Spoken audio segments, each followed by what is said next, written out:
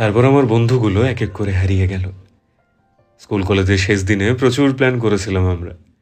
প্রতি মাসে দেখা হবে, প্রতিদিন কথা হবে, প্রতি পুজোয় বেরোনো হবে একসাথে। হোয়াটসঅ্যাপে একটা গ্রুপ খোলা হয়েছিল, যেটাই আজ আর কোনো মেসেজ আসে না। কিন্তু একটা সময় প্রচুর মেসেজ আসতো। ক্লাসরুমে ঢুকে সোজা পেছনের বেঞ্চে তাকালে তিনটে মুখ আমার দিকে এমনভাবে তাকিয়ে থাকতো যেন আমি না এলে ওদের দিনটা অসম্পূর্ণ থেকে যেত। এই 3-4টে মাথা কখনোই আলাদা হতো না।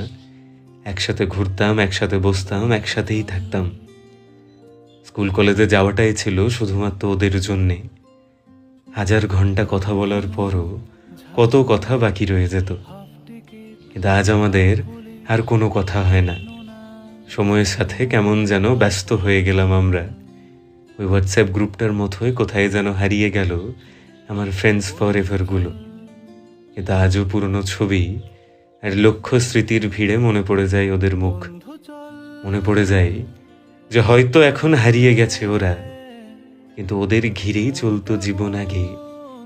কিছু বন্ধু ছিল প্রাণের থেকেও প্রিয়, আবছা হলো ব্যস্ত জীবন ভাগে।